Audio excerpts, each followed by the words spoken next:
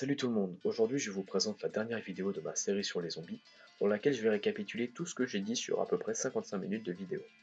Dans la première vidéo, qu'est-ce qu'un zombie? On classe tous les zombies qui apparaissent dans les œuvres de fiction en trois catégories. Premièrement, le zombie vaudou, présent dans le folklore vaudou et qui est un homme manipulé par un prêtre vaudou. Je suis d'accord, ça faisait beaucoup de vaudou dans cette phrase. Ce type de zombie existe réellement, même s'il est très rare, il y a plusieurs cas avérés. Sauf que ça correspond absolument pas à l'idée d'un monstre agressif qu'on se fait du zombie. Ensuite, le mort-vivant. C'est un humain mort, tué par une maladie et réanimé par le virus qui contrôle son cadavre. C'est le zombie en décomposition, celui qui est le plus souvent décrit. Enfin, le dernier est l'infecté. Théoriquement, c'est pas vraiment un zombie, mais il est souvent qualifié comme tel. C'est un humain enragé rendu ultra agressif par un virus, en général.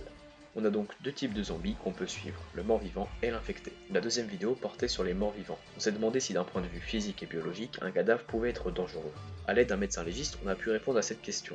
Oui, même s'il aurait beaucoup de difficultés à se déplacer et à réfléchir, il pourrait rester relativement dangereux, et surtout très contagieux. D'ailleurs, les morts-vivants sont décrits comme lents et stupides, donc ça correspond plutôt bien.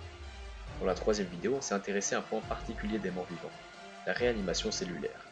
On a vu qu'elle était possible dans des cadavres vieux de 17 jours grâce à des cellules spéciales, les cellules souches, qui étaient comme en hibernation dans le cadavre. Le problème, c'est que ces cellules ne peuvent fonctionner seules, elles ont besoin que les autres cellules autour fonctionnent. Le problème, c'est que dans un cadavre, elles sont en très mauvais état.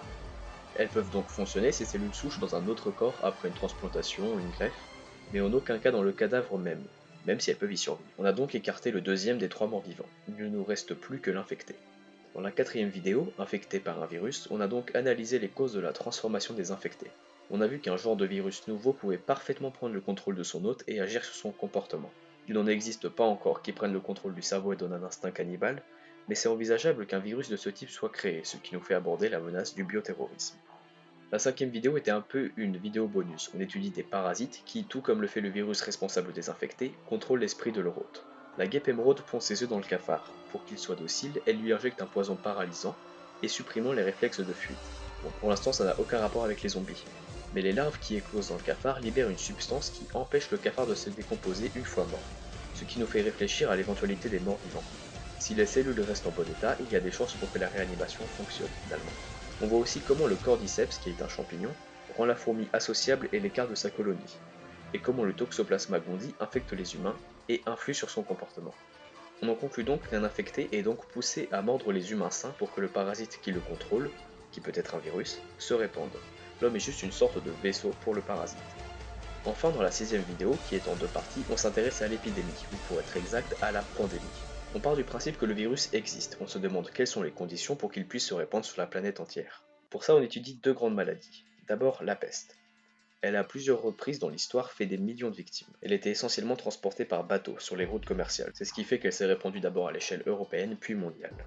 Aujourd'hui, avec les aéroports et leur trafic mondial très important, ce serait facile pour une bactérie comme celle de la peste de se propager. Ensuite, on analyse deux pandémies de grippe.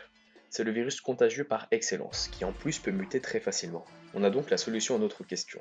Si un virus capable de prendre le contrôle d'un humain se recombine avec une souche de grippe, on aura une pandémie d'infectés à l'échelle mondiale.